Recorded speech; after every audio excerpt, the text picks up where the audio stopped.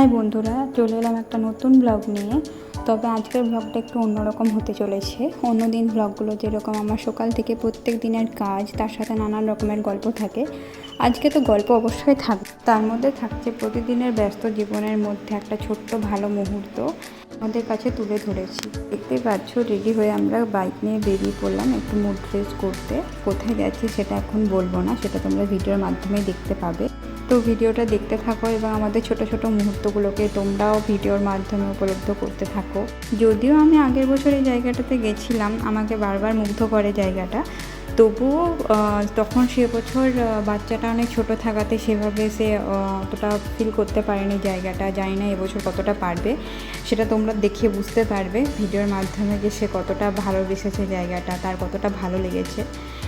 দেখতে পাচ্ছ এখানের পরিবেশটা এত ভালো লাগে আমার। চারিদিকে পাহাড় ঘেরা একটা অঞ্চল, আর শুধু পাহাড় দেখতে পাবে চারিদিকে যেদিকে তাকাবে। সো খুব সুন্দর লাগে, রাস্তাঘাট খুবই পরিষ্কার পরিচ্ছন্ন, জায়গাটা খুবই সুন্দর। তারপর তো সানসেটের টাইম, আরও সুন্দর লাগে জিনিসটা দেখতে।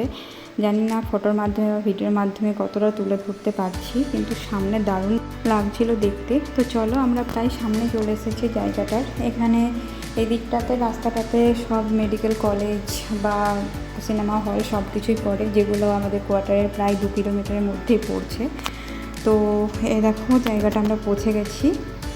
জায়গাটা এবার দেখতে থাকো, খুব সুন্দর জায়গাটা। আমার তো পার্সোনালি খুব ভালো লেগেছে জায়গাটা। তোমাদের কীরকম লাগছে সেটাও তোমরা অবশ্যই জানিও কমেন্ট করে। আশা করি এতক্ষণে তোমরা বুঝতে পেরে গেছো আমরা কোথায় এসেছি। তো এটা হচ্ছে স্মার্ট পার্ক ভবানীপাটনা। তোমরা দেখতে থাকো পার্কের ভিউটা, তার সাথে সাথে আমি একটু কিছু গল্পও করে নিই। তোমরা দেখলে ভিডিওতে আমি বলেছি যে আগের বছর আমরা এই জায়গাটাতে এসেছিলাম। তো আগের বছর যখন আমি এসেছিলাম বাচ্চাটা অনেকটাই ছোট ছিল, যার কারণে সেভাবে আমরা এনজয় করতে পারিনি, কারণ ওকে নিয়ে তখন আমরা ব্যস্ত ছিলাম।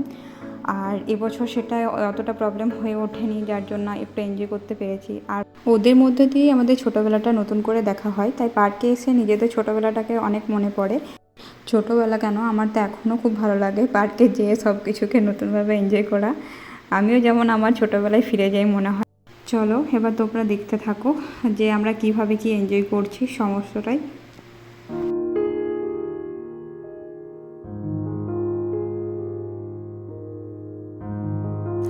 এগুলো তো ওর চাপার ইচ্ছা থাকলেও আমরা প্রথমে চাপাতে চাইনি, কিন্তু তারপর ও নিজেই চেপেছিল।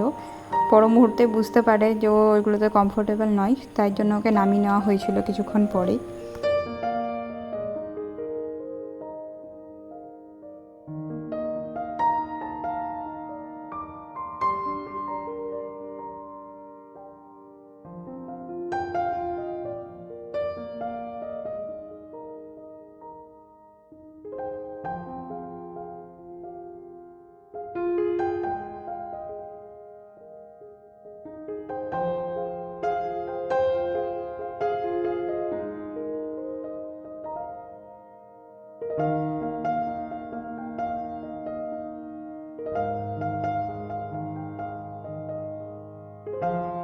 পার্কটা সম্পূর্ণ ঘুরতে ঘুরতে এবং ওকে সব কিছুতেই চাপিয়ে আমাদের পুরোপুরিভাবে সব কিছু দেখার পরে হঠাৎ মনে পড়লো অনেকটাই সন্ধে হয়ে গেছে, এবার বাড়িও ফিরতে হবে, কারণ রাত্রে খাবার করা আছে, খাবার খাওয়া আছে, সব কিছুই বাকি আছে এখনও পর্যন্ত।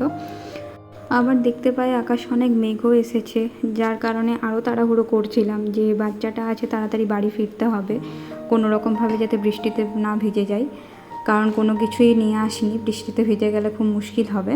আর তার সাথে সাথে এবার পার্কে কারেন্টও চলে যায়, যার ফলে আরও কিছু ভিউ নিতে পারিনি। লাইটটা না থাকলে অনেক কিছু জিনিস দেখতে পাইনি। এবার এখানে সন্ধ্যের স্ন্যাক্সটা কোনো রকম সেরে আমরা বেরিয়ে পড়বো বাড়ির দিকে। স্ন্যাক্স খাওয়া কমপ্লিট করে বাড়ি যাওয়ার পথে এই ফুল গাছগুলো দেখতে পেলাম, যেগুলো আমি ক্যামেরাবন্দি না করে থাকতে পারলাম না। এবং পার্কটা যত দেখি কিছুতেই শেষ করা সম্ভব হয় না, এতটাই ভালো লাগে। তাই কারেন্ট চলে যাওয়ার পরে কিছু কিছু জায়গা ক্লিপ না নিয়ে আমি থাকতে পারলাম না, যে এগুলো হয়তো না তুলে ধরলে পার্কটার আসল সৌন্দর্যই ফুটে উঠবে না। পার্কটা এতটাই সুন্দর যে সব কিছু ক্যামেরাবন্দি করা যাচ্ছে না, আর সেগুলো তোমাদের কাছে ভিডিওর মাধ্যমেও তুলে ধরা সম্ভব হচ্ছে না। তারপর তো এত সুন্দর একটা শান্ত পরিবেশ, খুবই ভালো লাগে। এই পার্কটা থেকে বেরিয়ে আসতে ইচ্ছেই করছিল না, এত সুন্দর একটা ওয়েদার করে দিয়েছিল, তার জন্য আরও একটু ভালো লাগছিল। শুধুমাত্র বাচ্চার কথা ভেবেই আমাদেরকে সেখান থেকে ফিরে আসতে হলো। তো তো চলো এবার ফিরে যাবার পালা।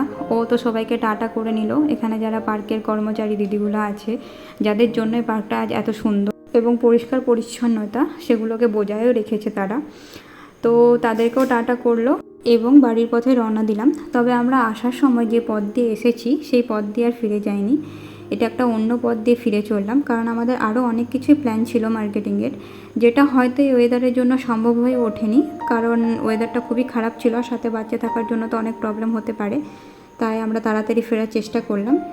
চলো রাস্তায় যেতে যেতে তোমাদেরকে একটু মার্কেটটা দেখিয়ে নিই। সাধারণত আমরা এগুলোতে মার্কেট করে থাকি, এটাই আমাদের মেন মার্কেট বলতে পারো, বা সবারই মেন মার্কেট। এই জায়গাটার অনেকটাই বড়, মার্কেটটা অনেক বড়। কখনো যদি সুযোগ হয় তো এই মার্কেটেরও কোনো একটা ভিডিও বা ব্লগ করে তোমাদের সাথে শেয়ার করব নিশ্চয়ই। তো চলো দেখতে দেখতে আমরাও পৌঁছে গেছি এবার প্রায় কোয়ার্টারের সামনেই। এটা হচ্ছে আমাদের কোয়ার্টারের এন্ট্রান্স, পৌঁছে গেলাম। যাই হোক, আজ এই ছোট্ট ট্যুরের ব্লগটি এখানেই শেষ করলাম। আচ্ছা, আজকের এই ব্লগটি কেমন লাগলো নিশ্চয়ই কমেন্টের মাধ্যমে জানাবেন, এবং কোনো ভুল ত্রুটি থাকলে তাও কমেন্টে জানাবেন দয়া করে। আর আমার বিষয়ে কিছু জানার থাকলে নিশ্চয়ই বলবেন, সম্ভব হলে তা আমি নিশ্চয়ই জানাবো আপনাদের। আমার ইউটিউব পরিবারের সবাইকে শুভরাত্রি, সুস্থ থাকুন ও ভালো থাকুন। ধন্যবাদ, টাটা।